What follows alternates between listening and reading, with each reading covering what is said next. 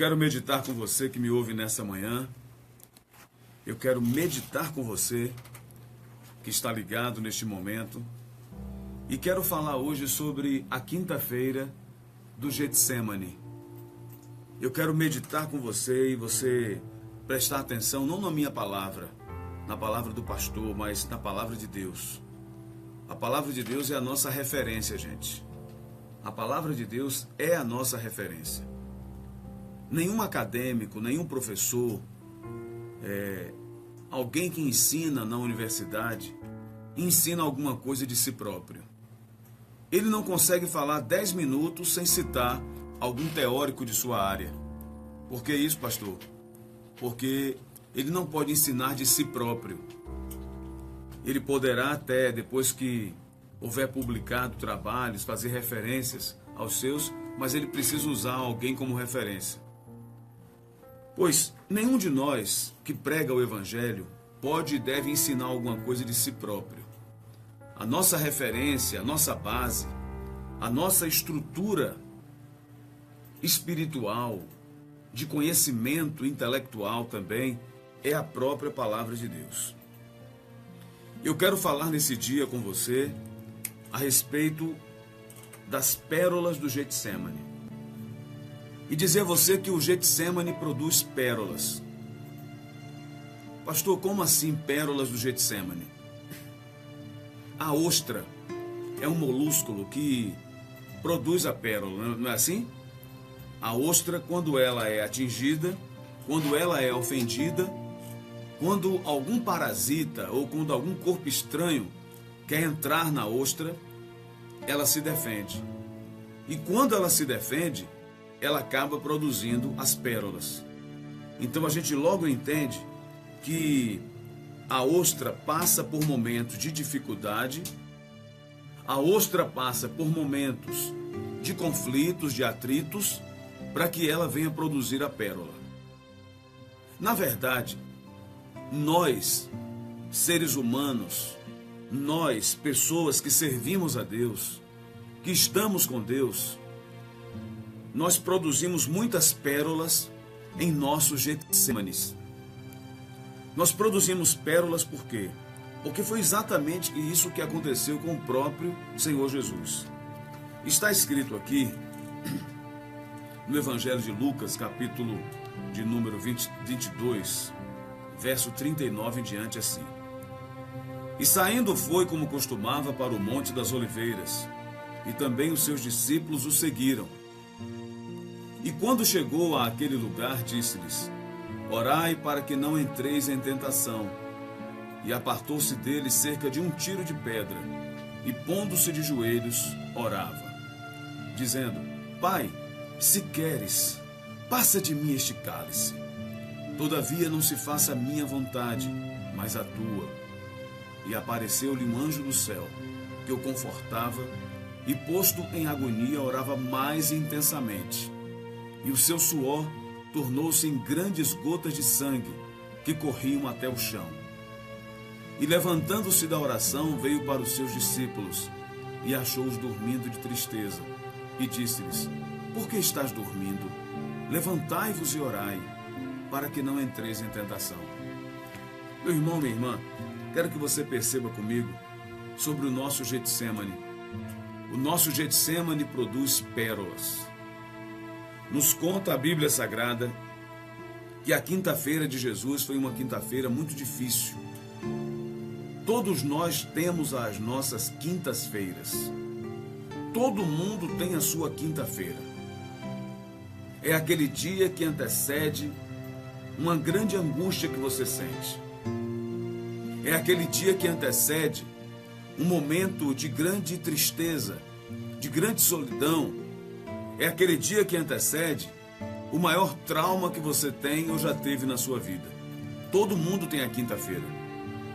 Vamos imaginar, vamos fazer uma viagem agora na Palestina, lá na época do Senhor Jesus, e perceber o que Jesus sentiu na quinta-feira. As agruras que ele sentiu, tudo o que ele estava passando naquele momento, todo aquele momento de angústia representava justamente o Getsemane. A Bíblia nos conta que esse jardim ficava no sopé do Monte das Oliveiras, ou seja, no início do Monte das Oliveiras, embaixo do Monte das Oliveiras. E o Senhor Jesus chama 3 discípulos para orar com ele: Pedro, Tiago e João. Pedro, Tiago e João eram os discípulos de mais confiança que Jesus tinha. Eram justamente aqueles pescadores que ele chamou enquanto lavavam as redes, e ele chamou para ser seus discípulos. Pois bem, Jesus chama os 3 e diz: eu quero que vocês vão orar comigo. Venham buscar neste momento comigo. Venham vigiar comigo agora. Eu gostaria que você viesse porque eu estou muito angustiado. Veja que Jesus, ele admite, mesmo sendo Deus, ele admite a sua angústia. Ele admite a sua tristeza. A tristeza, ao invés do que alguns pensam, pode representar um momento de produzir pérolas. A primeira pérola que eu quero chamar a sua atenção é a pérola da tristeza. Porque quando nós nos entristecemos, nós paramos para buscar mais a Deus. Quando a coisa está muito alegre, quando a coisa está muito radiante, quando a coisa está muito para frente, a gente não para observar certas coisas. Por isso a Bíblia diz: é melhor ir à casa onde há luto do que à casa onde há festa. A tristeza, gente, é uma das pérolas do Getsemane, que assim como a ostra, ela é afligida para produzir pérolas. A tristeza muitas vezes causa em nós, naquele primeiro momento, uma angústia, uma tristeza. A tristeza, ela causa uma depressão, pode até vir causar uma depressão momentânea. Mas quando você para e quando você olha para a sua missão, Satanás queria abortar a missão de Jesus na terra. Satanás queria que Jesus se colocasse como Deus. Porque se Jesus abrisse mão da sua humanidade e se colocasse como Deus e destruísse a todos os seus algozes, ele podia fazer isso a hora que ele quisesse. Mas se Jesus fizesse isso, ele abriria mão da sua condição humana e não nos salvaria dos nossos pecados. Ele precisava, na verdade, ser como um homem. Ele precisava nascer como nasceu e morrer como um homem para que pudesse nos salvar. Jesus era o segundo Adão. Satanás, então, como ele tentou destruir Adão, ele agora tenta destruir Jesus, abortando o plano de Deus na nossa vida. Mas qual? Jesus não foi nessa onda. Jesus não aceitou. E ali no jardim do Getsemane, é um momento de maior tristeza. Getsema ou Getsemane quer dizer lugar de prensa, prensa de azeite. Foi justamente ali o lugar que Jesus foi prensado. Lugares e momentos que às vezes nós somos prensados, nós somos moídos, nós somos esmagados. Você já passou por um momento assim? Talvez esteja passando agora por um momento que está sendo esmagado, está sendo moído. Mas eu te digo nessa manhã que você pode produzir pérolas desse Getsemane, que você pode produzir pérolas desse momento de angústia e de tristeza. Jesus não desistiu da sua missão. Jesus não disse: pai, estou indo embora, pai, estou voltando para o céu. O Senhor me mandou aqui na terra, mas eu estou voltando para o céu porque, pai, eu não estou aguentando mais. O que foi que Jesus fez?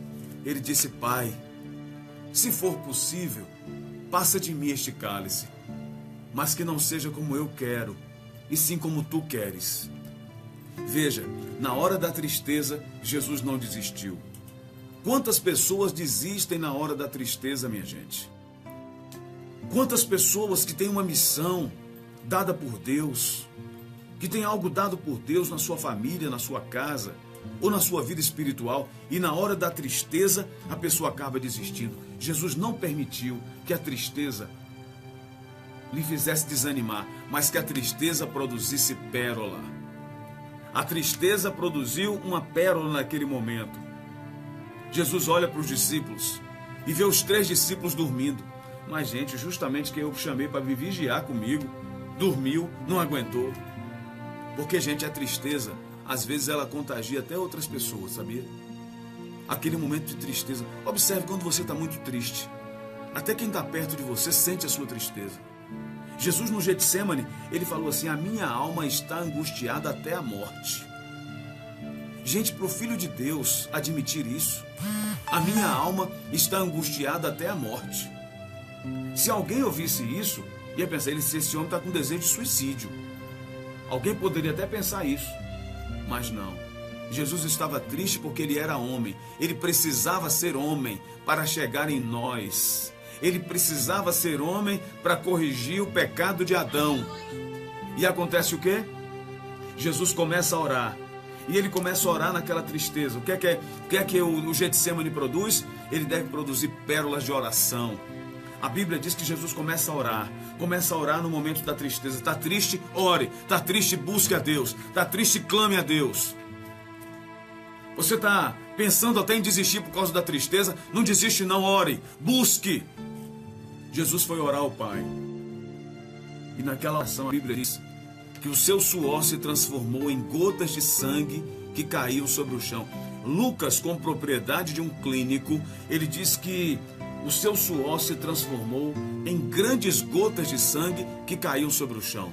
E esse suor sangrento, ele está previsto na medicina em casos raríssimos, chamado de hematidrose.